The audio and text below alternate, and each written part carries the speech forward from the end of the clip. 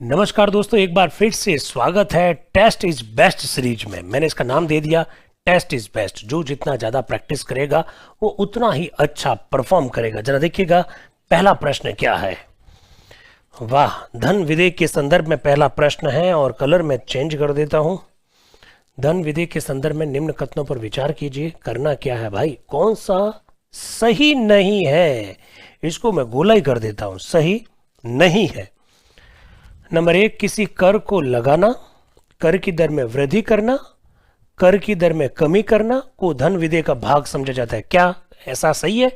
बिल्कुल। भारतीय संविधान के अनुच्छेद 110 में धन विधेयक की परिभाषा के अंतर्गत ये सारी बातें लिखी हुई है। ओके, जब कोई धन विधेयक राष्ट्रपति को उनकी अनुमति के लिए प्रस्तुत किया जाता है तो राष्ट्रपति उसे सदन में एक बार पुनर्विचार हेतु भेज सकता है। बिल्कुल गलत। भारतीय संविधान का अनुच्छेद 111 स्पष्ट शब्दों में यह कहता है कि धन विधेयक को राष्ट्रपति पुनर्विचार के लिए नहीं भेज सकते हैं। सामान्य विधेयक को वो एक बार पुनर्विचार के लिए भेज सकते हैं। तो दूसरी वाली बात तो भाई साहब गलत है।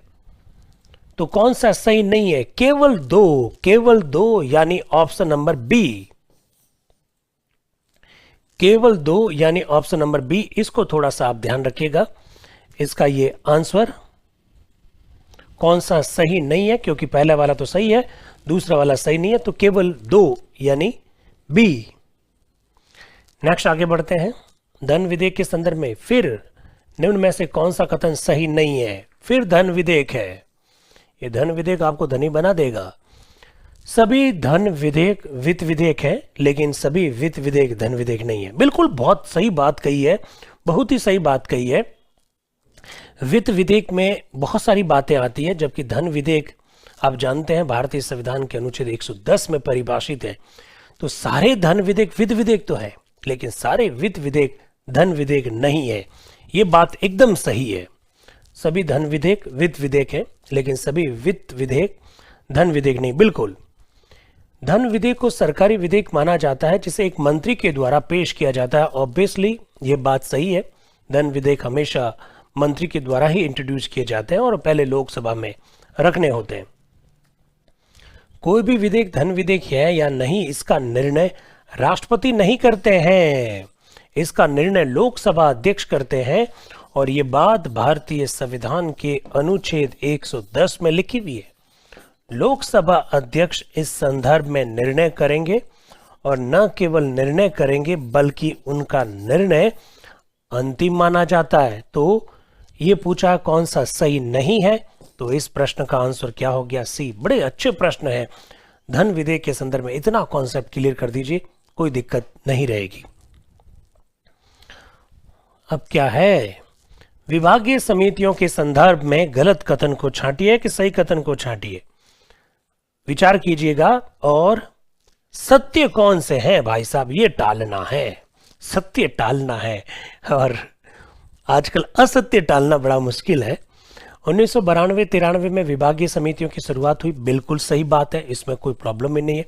इससे पहले कोई विभागीय समितियां नहीं थी। विभागीय समितियों में 10 सदस्य राज्यसभा से तथा 21 सदस्य लोकसभा से चुने जाते हैं। बिल्कुल, प्रत्येक विभागीय समिति में 31 मेंबर होते हैं। इसमें से 10 राज्यसभा से होते हैं और 21 लोकसभा से होते हैं। एकदम बात सही है। दूसरा स्टेटमेंट सही है भाई। 16 समितियों के अध्यक्षों की नियुक्ति राज्यसभा उल्टा लिख दिया है। 16 समितियों के अध्यक्षों की नियुक्ति लोकसभा अध्यक्ष द्वारा और 8 समितियों के अध्यक्षों की नियुक्ति राज्यसभा के सभापति द्वारा। तीसरा स्टेटमेंट गलत। तो अपने को तो क्या टालना, सत्य कौन सा है? तो तीसरा जहां जहां है उसको हटा दे पहले। तो तीसरा बी में है तो बी हो नहीं सकता। तीसरा डी में है तो डी भी हो नहीं सकता। तीसरा सी में है तो वो भी हो नहीं सकता। वाह, क्या दिक्कत है। विभागीय समितियों की कुल संख्या 24 होती है। बिल्कुल सही है। तो अपने को तो 1, 2 और 4। बिल्कुल। देखिए प्रश्न कैसे निकाले जाते हैं, इस तरीका बता रखा आपको। 1, 2 और 4 यानी ऑप्शन नंबर ए इसका सही आंसर है। विभागीय समितियां वैसे होती क्या है? विभागीय समितियां अपने अपने विभाग से संबंधित बजट के अनुमानों की जांच करती है। विभागीय समितियां अपने अपने विभाग से संबंधित विधेयक, अपने अपने विभाग से संबंधित रिपोर्ट्स की जांच करने का काम करती है। 1 साल इनका कार्यकाल होता है और एक सदस्य एक से अधिक समितियों में चुना जा सकता है। नेक्स्ट, संसद के संदर्भ में निम्न कथनों पर विचार कीजिए। ठीक है, कर लेते हैं विचार। संसद के संदर्भ में है और कौन सा कथन सत्य है। ठीक है, यदि कोई लोकसभा का सदस्य है और राज्यसभा में भी चुन लिया जाता है तो लोकसभा का स्थान स्वतः ही रिक्त हो जाता है। क्या बात है। यदि एक व्यक्ति राज्यसभा का सदस्य है, यदि एक व्यक्ति क्या लिखा है, एक व्यक्ति एक साथ दोनों सदनों का सदस्य नहीं हो सकता है, दोनों सदनों में चुन लिया जाता है, तो ऐसी स्थिति में क्या होगा। क्या बात है। एक ही व्यक्ति एक साथ दोनों सदनों में चुन लिया जाए तो उसे 14 दिन के भीतर एक स्थान के बारे में निर्णय लेना होगा। पहली बात तो मैं ये क्लियर कर देना चाहता हूं, ये सारी बातें जो है कॉन्स्टिट्यूशन में लिखी हुई नहीं है। ये सारी बातें जो हैं हमारी संसद के द्वारा जो कानून बना रखा है उस कानून में लिखा हुआ है। ये बात अपने को एकदम ढंग से मालूम होना चाहिए। कोई भी व्यक्ति लोकसभा और राज्यसभा में समानांतर जीतता है तो 10 दिन में उसको इलेक्शन कमीशन ऑफ इंडिया को इस संदर्भ में सूचना देनी होती, अन्यथा राज्यसभा की सीट खाली हो जाएगी। तो ये जो पहला जो स्टेटमेंट लिखा हुआ है कि यदि कोई लोकसभा का सदस्य है और राज्यसभा में भी चुन लिया जाता है तो लोकसभा का स्थान रिक्त हो जाता है।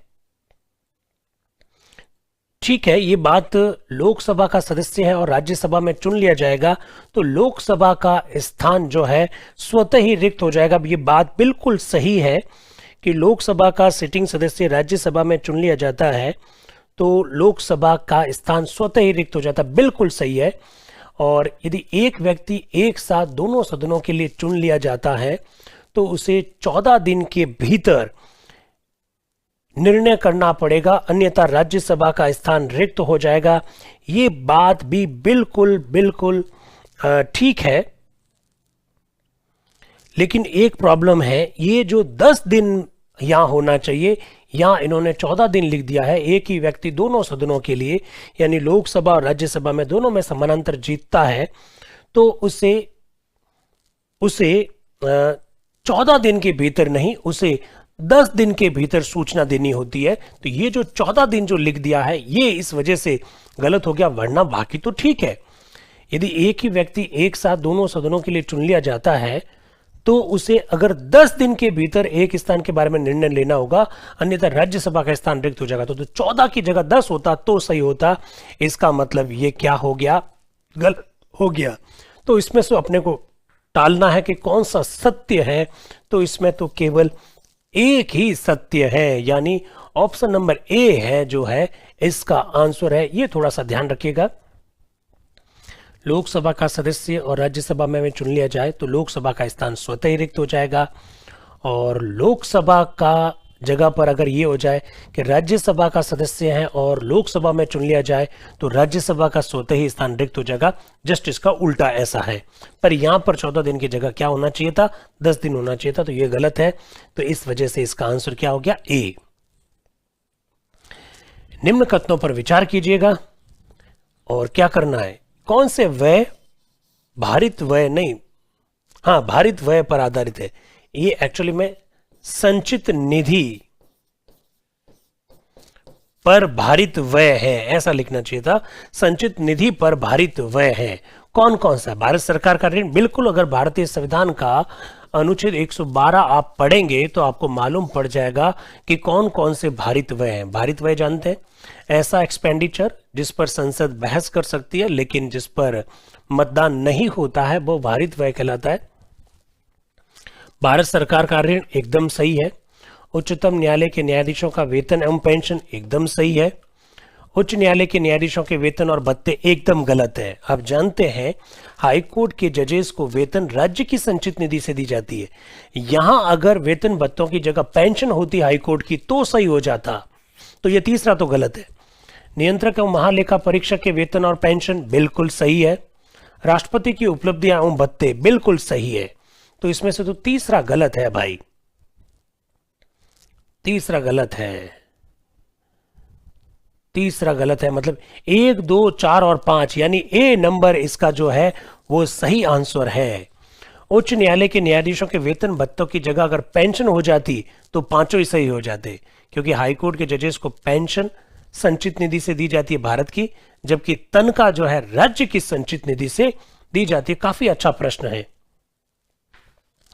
स्थगन प्रस्ताव के संदर्भ में निम्न कथनों पर विचार कीजिए और बताना है कौन सा सही है। एडजॉर्नमेंट मोशन, सदन का ध्यान विशेष मुद्दे की ओर आकर्षित करने हेतु ये प्रस्ताव लाया जाता है। काम रोको प्रस्ताव या स्थगन प्रस्ताव ये कहता है सदन की चल रही कार्रवाई को रोककर संपूर्ण सदन का ध्यान।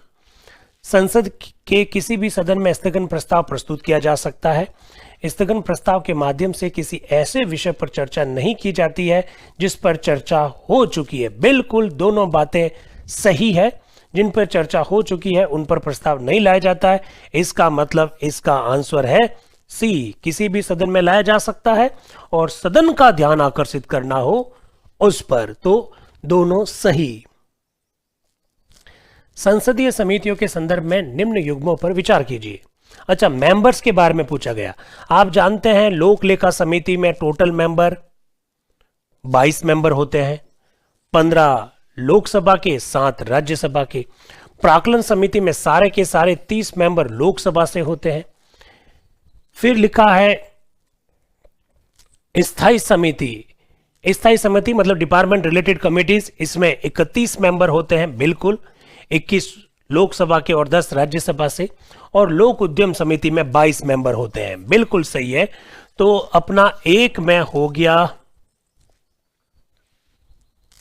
ये एक्चुअली में यहां पर उनको ABCD लिखना चाहिए था, थोड़ा सा, कोई बात नहीं। लोक लेखा समिति में आएगा 22 यानी 2। अच्छा, ये पूछ रहा है कि कौन सा सही है, कौन सा युग्म इनमें से सही है। तो लोक लेखा समिति वाला ये तो गलत है, 31 मेंबर नहीं होते हैं लोक लेखा समिति में। प्राक्कलन समिति 22, ये भी गलत है, ये भी गलत है। ठीक है, स्थायी समिति में 30 सदस्य, ये भी गलत है यार, ये भी गलत है। और लोक उद्यम समिति में 22 मेंबर, यही तो सही है, एकमात्र ही सही है। यानी इसमें तो केवल 4, इसमें तो केवल 4 और थोड़ा मान लो अगर स्थायी समिति को हम लोग 30 मान ले तो इसमें 3 और 4 है। ये प्रश्न थोड़ा ठीक नहीं है। इसमें केवल 4 जो विकल्प है वो है इसका, इसको हटा दीजिएगा। इसमें केवल 4 यानी जो सी जो ऑप्शन है वो इसका राइट आंसर है। सी जो ऑप्शन है वो इसका राइट आंसर है, क्योंकि लोक उद्यम समिति में 22 मेंबर होते हैं, 15 लोकसभा तथा 7 राज्यसभा के मेंबर होते हैं। इसलिए इसका सही आंसर है सी, यानी केवल 4 सही है। संसद की विभागीय समितियों के संदर्भ में निम्न कथनों पर विचार कीजिए और विचार करके करना क्या है। विचार करके क्या करना है भाई, ये थोड़ा सा छपा नहीं है, मुझे ऐसा लगता है कि विचार करके, चलो विचार तो करें पहले। विभागीय समितियों में संसद के दोनों सदनों के सदस्य शामिल होते हैं, बिल्कुल होते हैं। 31 सदस्य होते हैं, इसमें से 21 लोकसभा और 10 राज्यसभा से।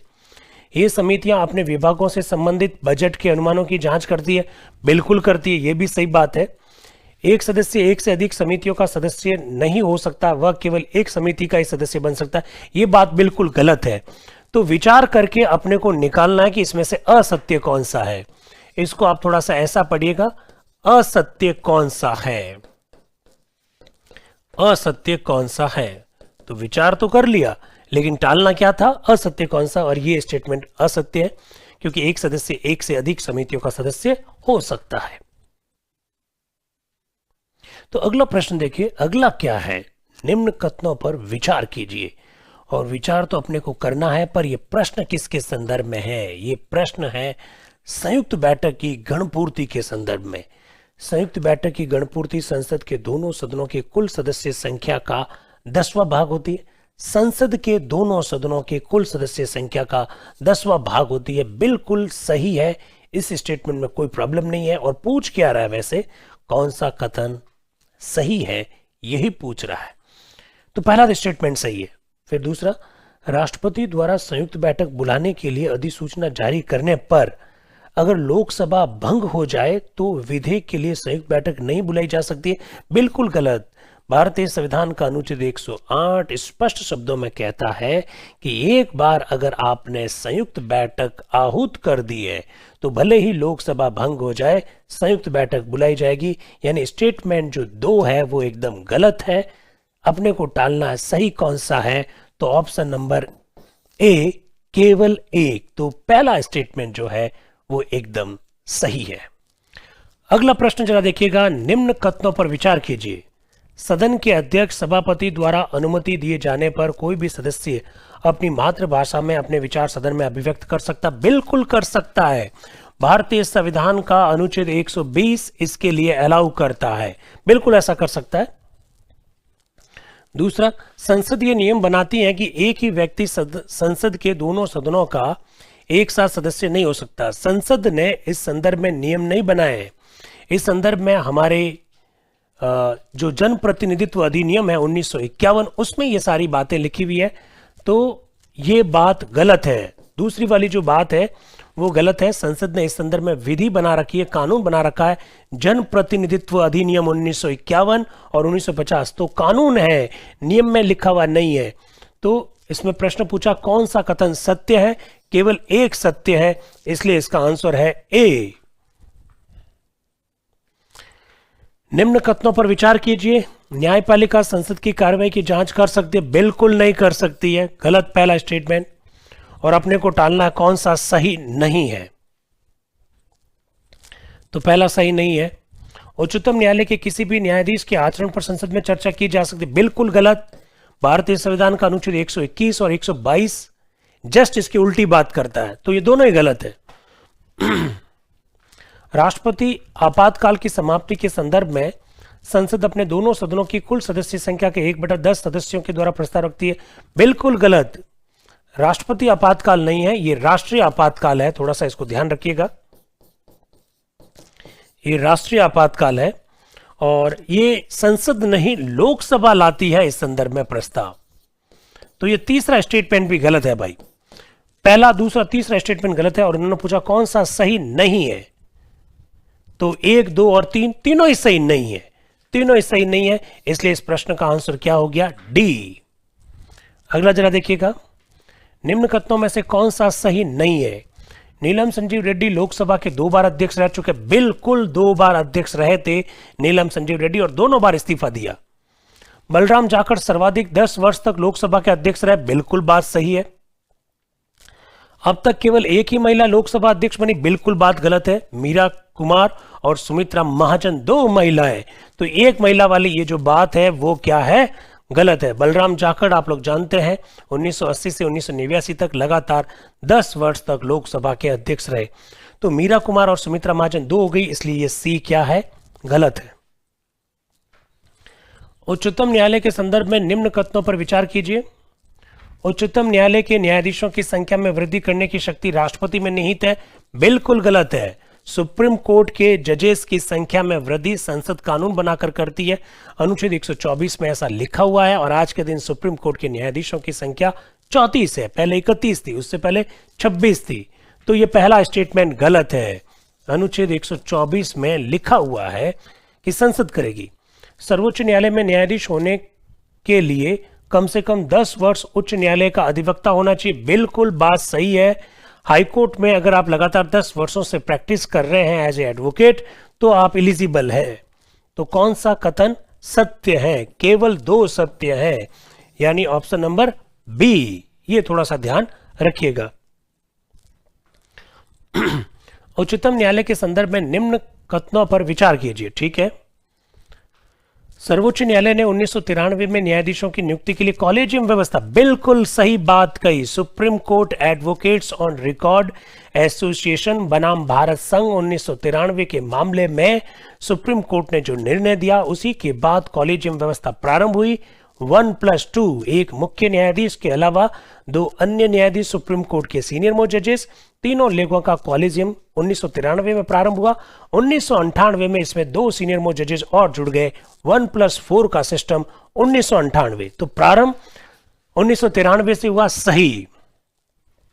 संसद उच्चतम न्यायालय का स्थान कहीं और निर्धारित कर सकते? बिल्कुल गलत। भारतीय संविधान का अनुच्छेद 130 ये कहता है कि सुप्रीम कोर्ट दिल्ली में स्थित होगा और भारत के मुख्य न्यायाधीश राष्ट्रपति की पूर्व अनुमति से इसकी बैठक कहीं और आयोजित कर सकते हैं। संसद की कोई भूमिका नहीं है। तो 2 गलत है। तो इसका आंसर है, कौन सा कथन सत्य है? तो केवल एक सत्य है, यानी option number A. Option number A. निम्न में से कौन कौन सी महिलाएं उच्चतम न्यायालय में न्यायाधीश बन चुकी है? टोटल 8 महिलाओं को उच्चतम न्यायालय में न्यायाधीश बनने का मौका मिला। मीरा साहिब फातिमा बीबी, सुजाता मनोहर, रूमा पॉल, रंजना प्रकाश देसाई, ज्ञानसुधा मिश्र, इंदु मल्होत्रा, इंदिरा बनर्जी और भानुमति। ये टोटल 8 महिलाएं हैं। तो फातिमा बीबी को पहली है, ये तो रंजना प्रकाश देसाई है ही है। जम्मू कश्मीर में परिसीमन जो हो रहा है उसकी परिसीमन आयोग की अध्यक्ष। लीला सेठ हाईकोर्ट में न्यायाधीश बनने वाली पहली महिला है। लीला सेठ को कभी सुप्रीम कोर्ट में जज बनने का मौका नहीं मिला। ज्ञानसुधा मिश्रा, इंदिरा बनर्जी, यानी 3 हटा दीजिए, 3 हटा दीजिए, 3 हटा दीजिए, 3 हटा दीजिए, पीछे बचा सी। 1, 2, 4 और 5, 1, 2, 4 और 5 सही आंसर है। नेक्स्ट जरा देखिएगा, सुमिलित कीजिए, मैच कीजिएगा। अनुच्छेद 112 में क्या है? बजट। और बजट के लिए क्या शब्द का प्रयोग किया गया? वार्षिक वित्तीय विवरण। और उसी में क्या है? भारित व्यय। कौन कौन से हैं? तो वार्षिक वित्तीय विवरण यानी ए में 3, ए में भाई साहब 3 आ गया। बी क्या है? अनुच्छेद 113 अनुमानों को पारित करने की प्रक्रिया, बिल्कुल बी में 1। 116 में है लेखानुदान। और लेखानुदान वित्तीय वर्ष के प्रारंभ से लगाकर बजट को अंतिम रूप से संसद जब तक स्वीकृति देती है उस अवधि के दौरान सरकार को अपना खर्च चलाने के लिए संसद के द्वारा बिना बहस के जो अनुदान दिया जाता है, दैट इज लेखानुदान। यानी सी में 2 और डी में ऑब्वियसली वित्त विधेयक हो गया, तो डी में ऑब्वियसली 4 हो गया। तो 3, 1, 2, 4, 3, 1, 2, 4, 3, 1, 2, 4, यानी option number B 3, 1, 2, 4। Option number B इसका सही आंसर है। अगला प्रश्न जरा देखिएगा। अगला प्रश्न क्या है? निम्न में से कौन सा सही सुमेलित है? ये पूछ रहा है कौन सा सही सुमेलित है। ओहो, 3 प्रकार की कटौती आप लोग जानते हैं अच्छी तरह से। कटौती प्रस्ताव केवल लोकसभा में लाया जाता है और सरकार ने जो धन मांगा है वो धन अगर ज्यादा लगता है लोकसभा को, तो ऐसी स्थिति में उसमें कटौती करने के लिए इस प्रकार के प्रस्ताव लाए जाते हैं। कटौती प्रस्ताव 3 प्रकार के: सांकेतिक कटौती, मितव्ययता कटौती और नीति कटौती। सांकेतिक कटौती क्या है? सरकार द्वारा मांगे गए धन के स्थान पर कुछ मात्रा में कमी कर दीजिए। बिल्कुल, टोकन कट जो है वो कुछ मात्रा में कटौती करने की बात नहीं करता है। टोकन कट नाम से स्पष्ट है कि टोकन यानी थोड़ी बहुत मात्रा में, पर मात्रा कितनी है? तो मात्रा लिखी हुई है 100 रुपए की कमी करने के लिए लाया गया प्रस्ताव होता है टोकन कट। यहां लिख दिया कुछ मात्रा में, तो ये बिल्कुल गलत है, ये सुमेलित नहीं है। फिर आते हैं इकोनॉमिक कट में। मितव्ययता कटौती, सरकार द्वारा मांगे गए धन में 100 रुपए की कटौती करना, बिल्कुल उल्टा लिखा हुआ है। ये सांकेतिक कटौती में आना चाहिए था और मितव्ययता कटौती में ये आना चाहिए था। ये दोनों स्टेटमेंट तो भाई साहब आपके गलत हो गए। आते हैं पॉलिसी कट में। सरकार द्वारा मांगे गए धन के स्थान पर 1 रुपया देना, बिल्कुल आपकी पॉलिसी पूरी खराब है। आपको तो केवल 1 रुपया ही दिया जाना चाहिए। यानी ये जो 3 नंबर जो स्टेटमेंट है बिल्कुल सही है। तो इसका आंसर भी केवल 3, यानी ऑप्शन नंबर सी। अगला प्रश्न जरा देखिए। निम्न में से किस समिति में लोकसभा व राज्यसभा दोनों सदनों के सदस्य होते हैं। प्राक्कलन समिति में लोकसभा के ही सदस्य होते हैं टोटल 30, ये हो नहीं सकती। तो एक जहां पर ये तो 100% है कि लोक लेखा जो प्राक्कलन समिति है इसमें केवल लोकसभा के मेंबर होंगे, तो एक इसमें है, इसको हटा दीजिए, एक इसमें, इसको हटा दीजिए। अब इन दोनों में से कोई आंसर ये तय है।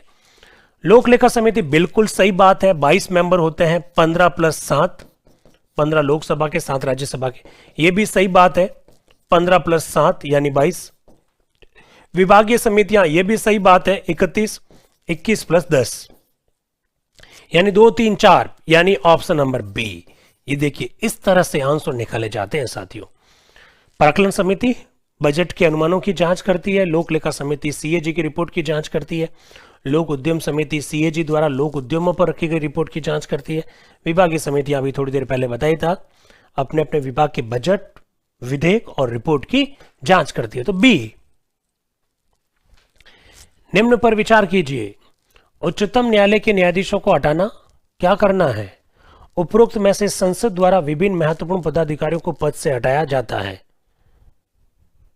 तो अच्छा, संसद के द्वारा किन किन को हटाया जाता है? ठीक है, उच्चतम न्यायालय के न्यायाधीश को हटाना ठीक है, राज्य निर्वाचन आयुक्त को हटाना बिल्कुल ठीक है, महान्यायवादी को हटाना उसका काम नहीं है, महान्यायवादी राष्ट्रपति के प्रसाद पर्यंत पद पर रहता है। तो 3 तो गलत है भाई, 3 गलत है, तो 3 हटा दीजिए, 3 इसमें भी हटा दीजिए। अब आंसर ए और सी में से कोई है?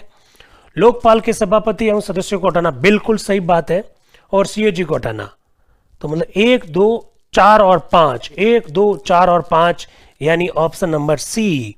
आप लोग जानते हैं महान्यायवादी राष्ट्रपति के प्रसाद पर्यंत पद पर रहते हैं, इसको ध्यान रखिएगा। नेक्स्ट लीजिएगा, निम्न में से कौन सा युग्म सुमेलित है, मैच करना है? हाँ, कटौती प्रस्ताव, सरकार द्वारा बजट में मांगे गए धन में कमी करना, बिल्कुल सही है। कटौती प्रस्ताव 3 प्रकार के होते हैं, अभी थोड़ी देर पहले चर्चा भी हम लोग किए थे। ध्यान आकर्षण प्रस्ताव, सदन की चल रही कार्रवाई को रोककर एक मंत्री का, ये एवं नहीं है, ये एक मंत्री है, एक मंत्री का ध्यान आकर्षित करना, बिल्कुल ये बात भी सही है। स्थगन प्रस्ताव, सदन में चल रही कार्रवाई को रोककर पूरे सदन का ध्यान आकर्षित करना, तीनों सही है, यानी इस प्रश्न का आंसर है 1, 2 और 3, तीनों ही सही है। चलिए नेक्स्ट, निम्न कथनों पर विचार कीजिए और टालना है कौन सा कथन सही है।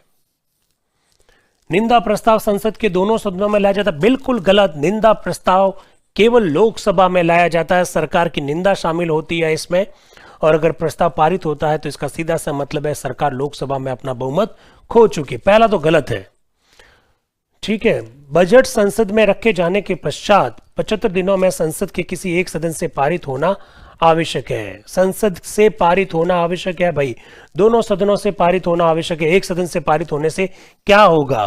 तो ये स्टेटमेंट भी गलत है, दोनों ही गलत है। तो ना तो एक सही है ना 2 सही है, यानी ऑप्शन नंबर डी। एक सदन से पारित होने से कोई मतलब नहीं है, दोनों सदनों से पारित होगा तभी माना जाएगा। तो डी इसका आंसर। निम्न कथनों पर विचार कीजिए, भारत शासन अधिनियम 1935 के द्वारा उच्चतम न्यायालय, गलत। भारत शासन अधिनियम 1935 के द्वारा फेडरल कोर्ट की स्थापना का प्रावधान किया गया था, जो कि 1937 में स्थापित हुआ। भाई ये पहला स्टेटमेंट गलत। कौन सा सही नहीं है? तो पहला ही सही नहीं है। 1773 के रेगुलेटिंग एक्ट के द्वारा पहली बार उच्चतम न्यायालय की स्थापना का प्रावधान करके 1774 में कलकत्ता में स्थापित किया गया, बिल्कुल सही। केवल 2 सही, यानी ऑप्शन नंबर बी। केवल 2 सही, यानी ऑप्शन नंबर बी। निम्न में से कौन सा कथन सही नहीं है? ठीक है, 1800 में मद्रास में उच्चतम न्यायालय स्थापित किया गया। देखिए आप लोग जानते हैं, अच्छी तरह से आपको यह बात मालूम होनी चाहिए कि भारत में 3 सुप्रीम कोर्ट थे। कलकत्ता में था, मद्रास में था, बॉम्बे में था। ये तीनों सुप्रीम कोर्ट आपकी जानकारी में होने चाहिए। इस प्रकार के प्रश्न भी कई बार बन जाते हैं। वो अलग बात है कि ये जो 3 प्रकार के जो सुप्रीम कोर्ट थे, उन्हें 1861 के इंडियन हाई कोर्ट जजेस जो एक्ट जो था उसके द्वारा इसे खत्म कर दिया गया, वो अलग बात है। तो मद्रास में 1800 में बना था, बॉम्बे में 1823 में बना था और 1774 में कलकत्ता में बना था। तो ये पहला स्टेटमेंट तो सही है।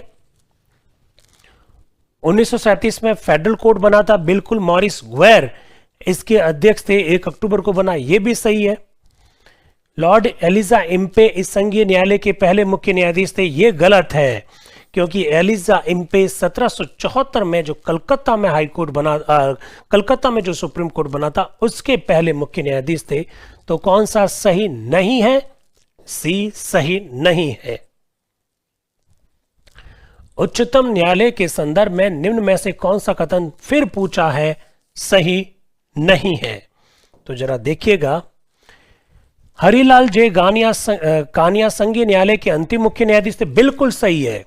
हरिलाल जे कानिया संघीय न्यायालय जो 1935 के भारत शासन अधिनियम के तहत 1 अक्टूबर 1937 को स्थापित हुआ, उसके अंतिम और चौथे मुख्य न्यायाधीश हरिलाल जे कानिया थे। जनवरी 1950 को वर्तमान उच्चतम न्यायालय अस्तित्व में आया, बिल्कुल, 28 जनवरी 1950 को अस्तित्व में आया। उच्चतम न्यायालय में पहली न्यायाधीश सुजाता मनोहर थी, बिल्कुल गलत है। Meera Sahib Fatima Bibi was the first women जज in the supreme court, second was the Sujata Manohar, फिर रंजना प्रकाश देसाई, ज्ञान सुधा मिश्र। इस तरह से बातें अपने को पता होनी चाहिए, रूमा पॉल और ये बाकी टोटल। तो ये सुजाता मनोहर नहीं है, मीरा साहब फातिमा बीबी। और पूछा कि गलत कौन सा है, तो इस प्रश्न का आंसर हो गया सी। 8 की 8 महिलाओं के नाम आपको बताए थे, मीरा साहब फातिमा बीबी, सुजाता मनोहर, रूमा पॉल, रंजना प्रकाश देसाई, ज्ञान सुधा मिश्र, आर भानुमति, इंदु मल्होत्रा और इंदिरा बनर्जी। ये 8 नाम पता होना चाहिए। अंतिम प्रश्न, सर्वोच्च न्यायालय में तदर्थ न्यायाधीशों की नियुक्ति होती है जब कतिपय न्यायाधीश दीर्घकालीन अवकाश पर चले गए, बिल्कुल ऐसा लिखा हुआ नहीं है। कॉन्स्टिट्यूशन में लिखा सुप्रीम कोर्ट में कोरम पूरा नहीं हो रहा है, 127 में लिखा हुआ है। पहला स्टेटमेंट गलत। स्थायी नियुक्ति के लिए कोई उपलब्ध नहीं होना, बिल्कुल गलत। न्यायालय के समक्ष लंबित वादों में असाधारण वर्दी, बिल्कुल गलत। न्यायालय के किसी सत्र के लिए न्यायाधीशों का कोरम पूरा नहीं होता है, बिल्कुल सही। 127 में ये लिखा हुआ है। और राष्ट्रपति की पूर्व अनुमति से भारत के मुख्य न्यायाधीश के द्वारा एडॉक जजेस की नियुक्ति की जाएगी, बिल्कुल बात सही है। इस प्रश्न का आंसर है डी। तो इसी प्रकार से टेस्ट देते रहिए साथियों, बड़ा आनंद आएगा। Thank you very much and wish all the best.